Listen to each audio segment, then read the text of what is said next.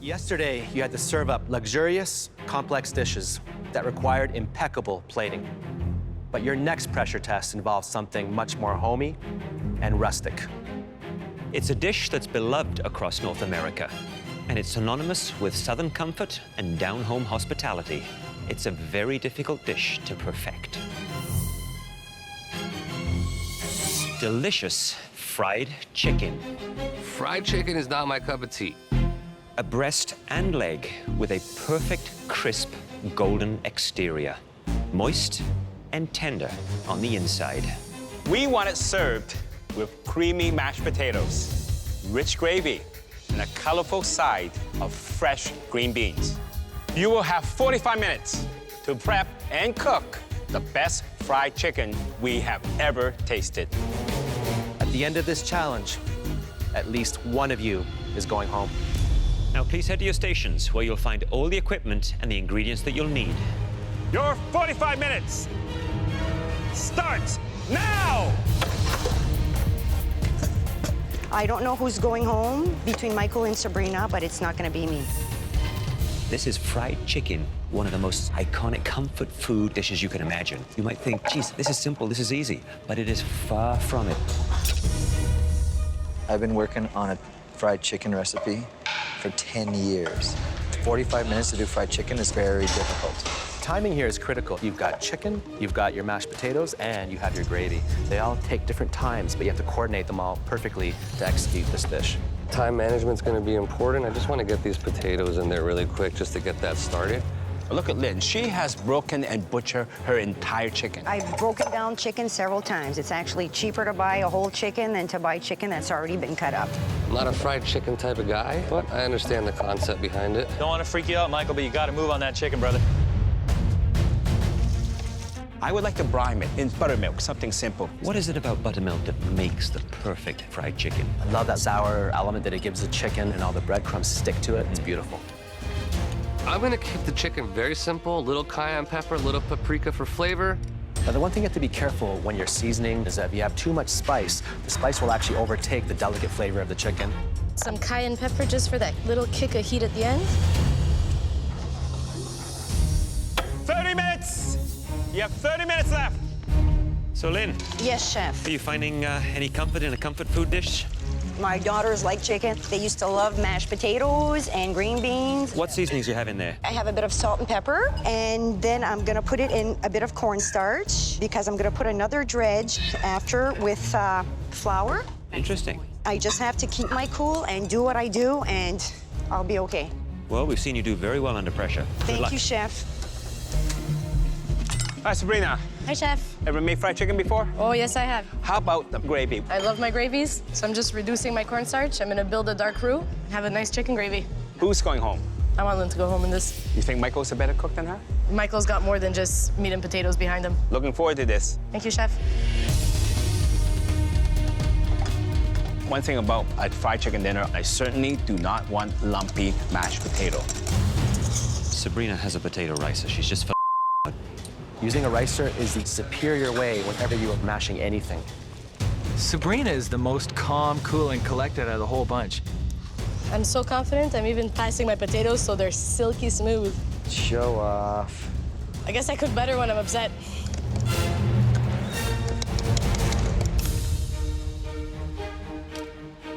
How you doing, Michael? Doing okay. I'm not really a fried chicken type of guy. I know I look like one today, but You got the Colonel look on I you got right the now. Colonel look going, yeah. What's the hardest part of this challenge for you? I really don't cook fried chicken at home. The hardest part of this challenge is just making sure every component of the dish is properly cooked. Good luck. Watch your time. Thank you. Gotta make the gravy. getting good flavor into a terrific gravy in 45 minutes is a huge challenge. Sabrina's gravy is dark, rich, and beautiful. It looks very appealing. That's gravy. Looks like gravy. And Lynn's looks very anemic and it's very white. So it could come down to the taste of those gravies. The reason I keep stirring it like that is so it doesn't clump. I should be able to know how to make gravy, but the truth is, I've never even seen gravy done. Michael's just added a copious amount of flour to his gravy. It's more lumpy that way. Sieve that stock out, brother. Yeah, it's gonna be through a sieve. It should work out fine. Perfect. Yeah, consistency looks good. I like it. 15 minutes, you have 15 minutes left. So it looks like they've got the chicken just going into the fryers right now. It's hot. The breast, if it's deboned, will cook very, very quickly, almost like a chicken finger. Never fried a whole breast. The timing's gonna be key for that. The thighs and the drumstick, if the bone is still left on, it's gonna take a little bit longer to cook, probably about another 5 to 6 minutes. If you undercook it and you cut open a piece of chicken and there's still blood at the core of it or up against the bone, it is the worst. Michael's got his first piece out already. Why is he doing the chicken in different stages? I'm frying my chicken one at a time just so that they don't get mangled in between each other and they have different cook times. I took one of my drumsticks and I did check the cook on it and it was a bit raw. So I left the chicken in longer. 2 minutes, 2 minutes. You should be serving the plate by now. Delicious fried chicken, mashed potato, and gravy. And you have to get it to the front before time's up. Lynn, you're on fire. Lynn, you're on fire. Wow. Fire, no fire, there's no way I'm going home. As long as my food wasn't on fire, I'm good with that. 10, 9, 8, 7, 6, 5, 4, 3, 2, 1. Hands up!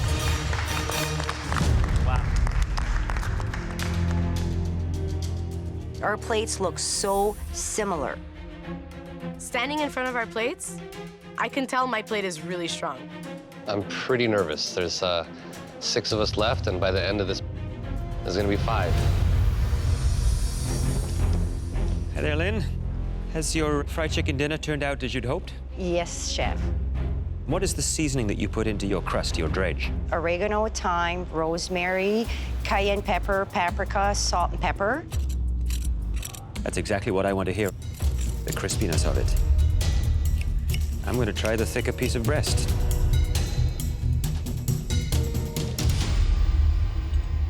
You happy with that? I'm very happy with that, chef. That's definitely cooked. You can see some of the steam coming out of it now. It's moist and glistening right there. Yes, chef.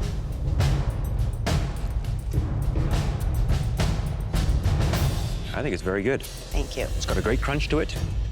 The flavor of the dredge does not overpower the delicate flavors of the chicken. Great execution on the chicken breast, that's for sure. Thank you, chef.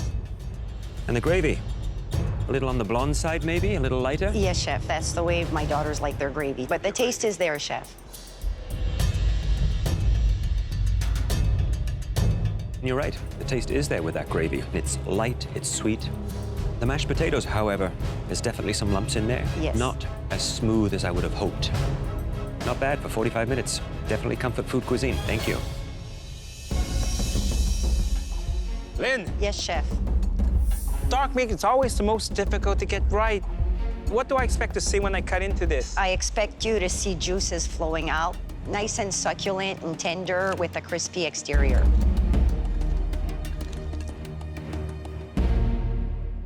That, to me, is perfectly cooked.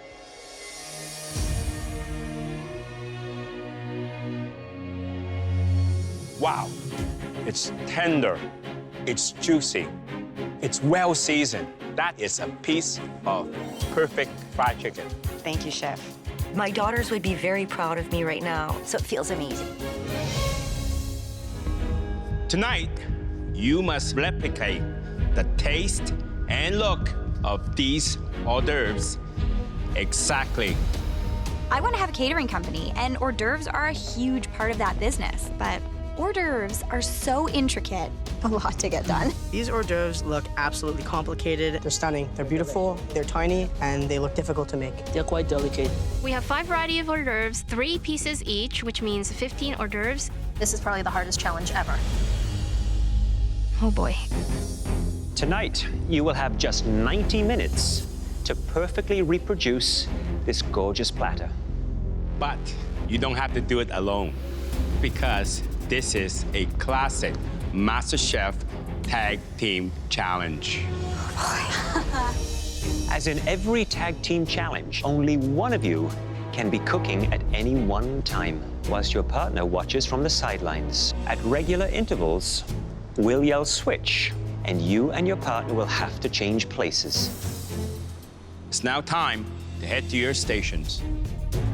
At your station, you will find everything you need to replicate this stunning hors d'oeuvre platter. Your 90 minutes starts now!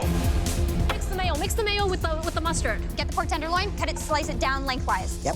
That's good enough. That's good enough, Terry. Don't forget to season it. Looks like everybody's starting with the Wellington. Sean and I work really well together. We are similar-minded. Alone, Terry and I are very strong home cooks, but bring us together on a tag team and we will form Super Chef. All right, man. Well, for me, it has to start off with the pork tenderloin Wellington because I want to slather it with the Hellmann's mayonnaise and get it in the oven. So instead of searing, you can actually use the mayonnaise to lock in the moisture. Exactly. Get the mayo on it, put a little more flour on it. Not a ton, just a smidge. I guess you could say that I'm a bit of a control freak sometimes. Matthew put Jeremy with Mary because he thought Jeremy would drag Mary down. Just flour your hands up nice, because you got hot hands, man. I'm sorry if I'm being a stinker. It's okay. I don't care if she tells me what to do. I'm gonna work hard, just like I always do. Look at you go, like a wizard. $3.75 is that size. Okay, we have to cut up our vegetables now. Where's the ring molds at? Get the little, like one that's like about this big, like a loony. It looks like all the pork Wellington is in the oven, so now everyone is starting the beats. Oh, I love it. So good. Switch! Tag, tag, tag. Go, go. Go. Tag, tag, tag. Oh, good tag. Okay, what next? Okay, what do we need to do? The switching is the worst thing ever. Potatoes and beets? Yeah, okay, dude. Just let me think for a sec, okay? You don't really know, like, what's on the stove, what's in the oven. This is insane. Something's beeping, and it's either this one or that one. It is that one. I would check on the tweels. The tweel dough can be temperamental. Your hands are gonna hurt, and I'm sorry. It's okay. You have to form them while they're still hot. Are your hands okay? It burns, but I don't care. Yeah. You know, I think Jeremy's actually had a bit of a calming influence on Mary. Beautiful. That looks so good. Okay, I'll be right back. Huh? Where are you going? I'm from Alberta. I'm the meat girl. She's getting a cast iron pan. That's a brilliant idea. I know how to cook beef. You're killing it. Looks like April and Veronica are getting along very well right now. You're my new best friend. You have 15 minutes left.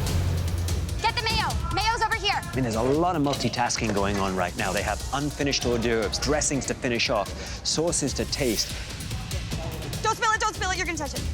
Switch! Go, go, go, go. You should be starting to plate. Let's go. Let's start on the beef. I'm strong with plating. Making a zillion appetizers in 90 minutes is kind of terrifying, so that's super fun. Killing it, Mary. Let's go the sauce. There's a lot to do and not that much time to do it. Switch! Shit. Are you kidding me? Yeah. You need to stop those. You need to stop those beats. The clock is ticking down. This is complete chaos. Oh my gosh, my hands are shaking. Just one leaf each. Beautiful. Smooth like a surgeon, buddy. I am overwhelmed by all the little bitty hors d'oeuvres here. Hors d'oeuvres require attention to detail. Switch! Here, take this. Switch! Go, go, go. Shit. Take that, take that. Okay. This last home cook needs to finish all of the plating. 1 minute. Yeah, next. Beets? Beets. Come on, Veronica. Stakes couldn't get much higher because this is ending and one of them going home. Everything looking good, Sean? Just cleaning up. 10, 9, Let's go, Mary. 8, And check those 7, dots at the very end, too. 6, Think about if you even have 10 5, seconds. 4, Keep going, Sean. 3, 2, 1. Hands up!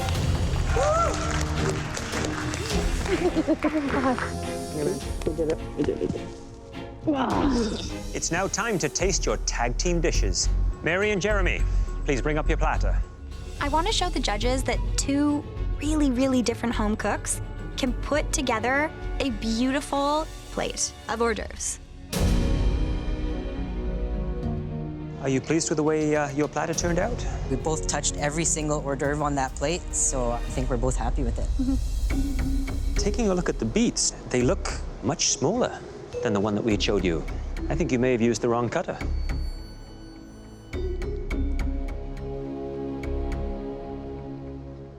Lovely flavor, but half the size, which is a little disappointing.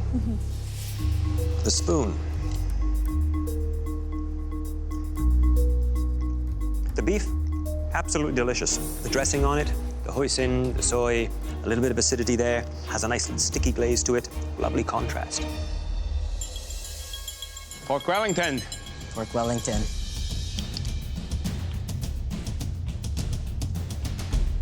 The meat is perfectly cooked. Very moist. The topping, cut perfectly, provides crunch, some freshness into the Wellington. Thank you. Thank you. Out of all of these hors d'oeuvres, the most difficult is the cornets. Ceviche has to be cured properly, and the cornet has to be crispy enough.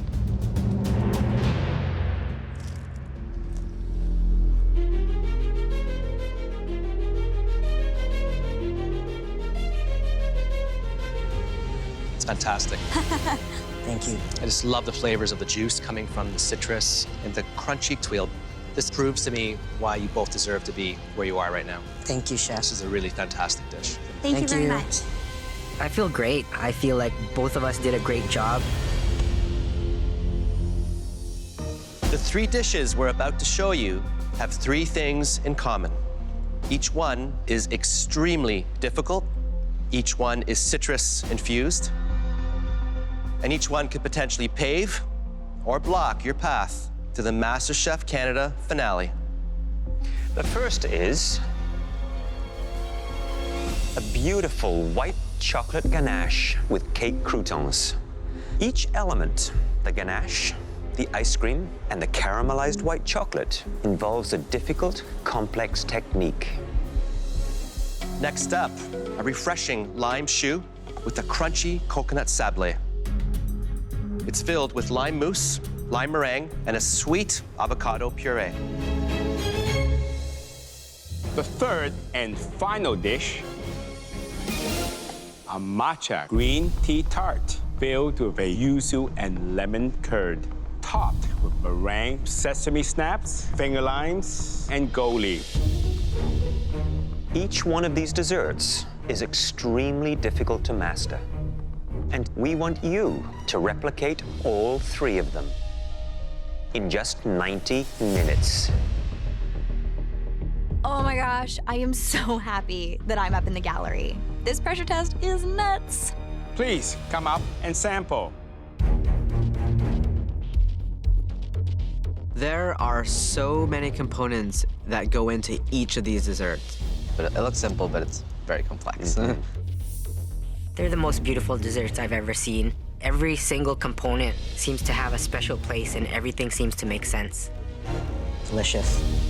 Please go to your stations. Good luck, man. Good luck, guys. Thank you. I respect Matthew so much, but it's about the finale. I gotta take him out. Jeremy is going home. There's nothing gonna stop me from getting my spot in the finale. At your stations, you will find everything you need to recreate these stunning desserts, including top-of-the-line Miele appliances. Are you ready? Cook your way to the MasterChef Canada finale? Yes, Chef! Your 90 minutes starts now! Go, guys!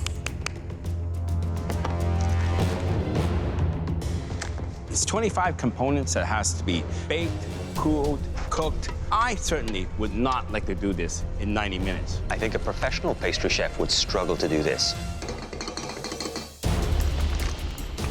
I'm gonna be working super intense today, as fast as I can, and just get everything on the go. I wanna compete against Mary so bad in the finale. I'm pretty good at replications, so I think I got this one. I think if it comes to speed, then that's what's gonna set me apart from Matthew. Nice, Jeremy. It's been 5 minutes, and Jeremy has like 3 things done. So fast. It kind of scares me about the finale, because if Jeremy's cooking next to me, I better speed it up. So right now, they both seem to be working on their choux pastry. Jeremy's already got his piped out in the silicone mold. And don't forget the coconut sablé, because that has to be put right on top of the choux pastry. And then as it bakes, it melts over the top, forming a beautiful looking crust to it. It's almost like a crunchy glaze. Hey, Chef. How you doing? Doing pretty good. I got my choux in the oven. I'm doing multiple things at once because I know that I need a lot of time to plate. I'm just gonna go around and check out your oven. Sure. Uh-oh. What happened in here? Look at that. Your sabli is actually slid off of your choux pastry. Yeah, it has. But not all of them. One of them is safe, right in the middle. Is that luck or is that skill? That's luck. Now, one there is gonna save me. I did as many as possible so I wouldn't run into that problem. Luckily, I did that. Well, that was a smart move. Always have a backup. Always, always, chef. All right, good luck. Thank you. 30 minutes! You have 30 minutes left! You're making a dough such as the matcha pie crust. And the key is to get it the perfect thickness so that when you line that mold, that pastry is even thickness all the way around. It's like building a swimming pool. It's got to be completely even to hold that water in. My lemon curd is just not mixing well together. I have to put this lemon curd in the blender to make it nice, smooth, and silky. Matthew and Jeremy have taken two different approaches when it comes to the curd for the matcha tart. Jeremy, he's cooled his down, so therefore it's thickened up to the perfect consistency. Whereas Matthew decided to fill his whilst his was still warm, very liquidy. It's a shortcut I would never take. Yeah, but Matthew's so behind right now, he has to take a risk. They're both creating the grapefruit croutons for their chocolate ganache. You can see that Matthew is cutting his very slow and carefully. Matthew's got the delicate touch when it comes to working with pastries. Jeremy, on the other hand, whilst he's got speed, he can be a little bit clumsy and clunky at times. Okay, you babies get crispy, man. Get crispy. Now he's piping his lime mousse filling into the choux pastry. There will be a moment of truth when we cut into that choux pastry, because the middle needs to be fully packed with that wonderful mousse. Lime zest. I'm not sure if I have enough lime in the mousse. I just don't know. 5 minutes left. Matthew started plating his first dessert. I don't think Jeremy has started plating anything yet. What else do I need? The only time I'm gonna slow down is when I need to gather my thoughts for plating. This pressure test is all about details. The margin of error is 0. I got all my components done. Now it just has to look good. Tarragon, cilantro. Matthew is actually pulling ahead. This is a classic tortoise and hare. Geez, Matthew. Matthew's plating from the beginning has been just ridiculously out of everyone's league. It's so amazing to have watched, but it's also terrifying. Ooh. 1 minute, you have 1 minute left. This is unbelievable. They look so beautiful. It's do or die. It's either me or Jeremy goes home and I don't want to go home. This pressure on me is making me cook at my best right now. 10, 9, 8, 7, 6, 5, 4, 3, 2, 1. Hands up! Thank you, man. Oh. Time up, hands up. I feel a breath of fresh air, and I'm super proud of what I did. Looks just like the photos in my head, and I think I got this. Jeremy's plating is nice, but I think mine has a little bit more finesse. Hey, Jeremy. Hi, Chef. And you were hustling out there, man. I was hustling. I wanted to have lots of time to make sure every single component was on every dish. I'm going to be tasting the white chocolate ganache. Okay, Chef. I think it looks like it's sitting off to one side of the plate and just a little bit irregular in terms of the original.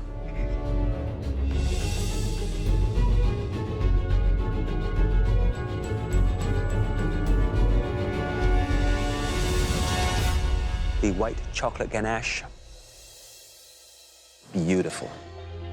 The grapefruit croutons, great crunch to them. That is the element that provides that texture, that interest to the dish. As for the rest of the little garnishes, the grapefruit gel, nice job on the replication. Well done. Thank you, Chef.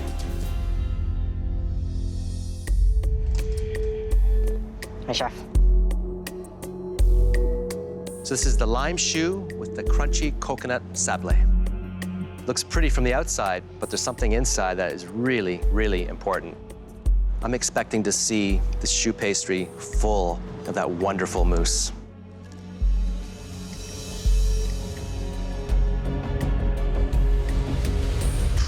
Man, hot Damn, look at that. My goodness. Wow.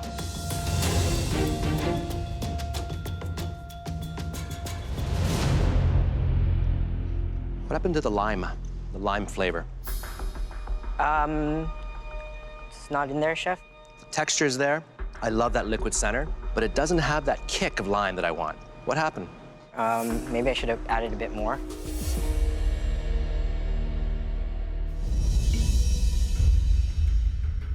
This is the most complicated of all three. Let me check. Well, you got the gold leaf, you got the sesame snaps, you got the meringue, you got the fresh blackberries, and of course, the tart. So when I cut into this, it's not gonna look like a broken egg, is it? No, Chef.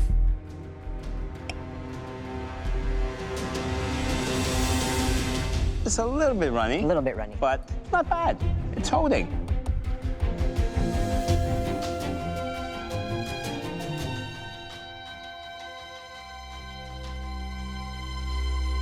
I tell you, beautiful replication, perfect balance of tart and sweet. Crispy on the outside, soft in the middle. Nice. That's exactly what I was looking for. Well done. Thank you. Home cooks, 3 words. Black Forest cake. So Chef Michael pulls out this luxurious, like glorious Black Forest cake. Like the thing just looked immaculate. This is a replication challenge. And you're going to have to recreate this highly elevated version of a classic dessert. I have never made a cake like this before in my life.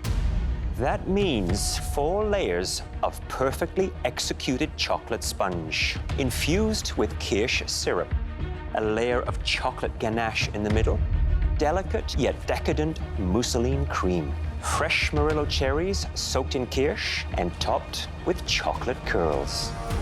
I have never baked a Black Forest cake before, so okay. Please head to your stations.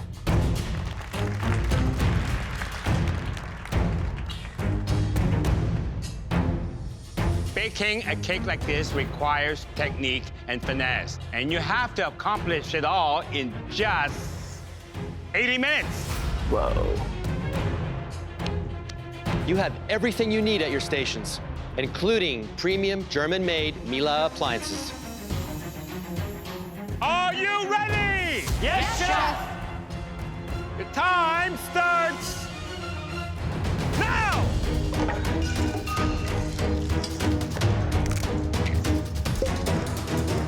Making pastry, as we know, is never easy, and a sponge cake is full of so many pitfalls.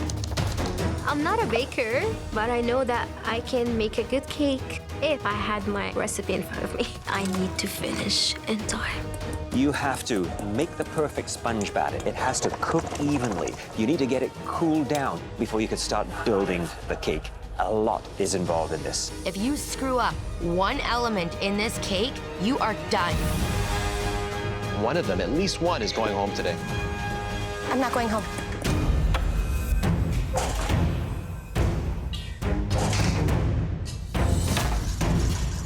Hi there, Nadia. Hi, Chef Michael. Today, you had a burst of confidence, you spoke your mind, you had an opinion. Are you going to take that same approach with this baking pressure test? Yeah, absolutely. I mean, I think this is probably going to be the time where you guys see why I'm really here. I wish you the best of luck. Thank you. And watch the clock. Thank you. I noticed I'm the last one to get my cake in the oven. Good job, Reem. Good job. She's got to hustle. Oh, that smells good. Mousseline is basically a pastry cream base that's had lots of extra butter whipped into it, so it is light, creamy, but very rich. You could make the ganache before the pastry cream because it too needs to cool down, and that has to go in the center of the cake. You only have 80 minutes. That's not a lot of time. So you gotta multitask. Get the pastry cream going. Mike's flying. Get the ganache going. Go, go, go, go, go, go. Look at those moves. Double-handed. Come on, baby. They have less than 8 minutes left. At this stage, all of the cooks should be placing their cakes on the pedestal and starting to assemble their Black Forest cake. But if you assemble on the turntable and then try and lift onto the pedestal, you could be in trouble. I look behind me and everyone is a step behind. So Reem is ahead now in the assembly process. What a comeback. Not getting eliminated. 5 minutes, you have 5 more minutes left. 5 minutes, okay? 5 minutes. I get up to my 4th layer, and I'm thinking, I still have this on my decorating table here. I need to get this on my plating dish. It's too heavy. Like, this thing is just gonna crumble. This is so uncomfortable to watch. Oh, my Lord.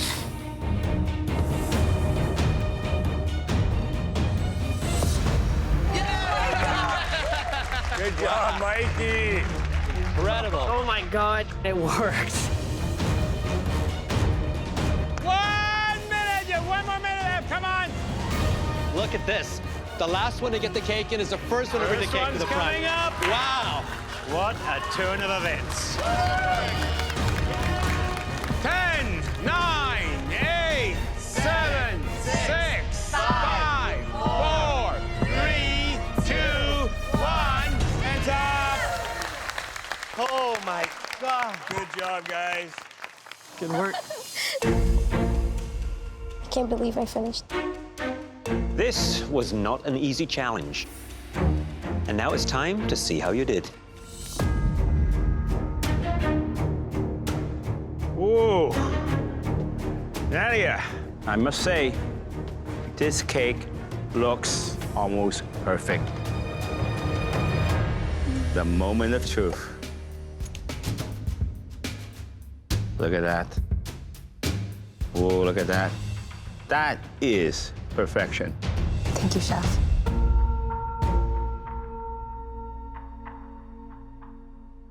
That's very nice because the cake is perfectly moist. The muslin cream, it's light, it's tasty, it's rich. Thank you. The ganache, good consistency. Are you here to stay? Yeah, I'm here to take this all the way to the end. That's why I'm here. Well, I believe you. Watch out, watch out.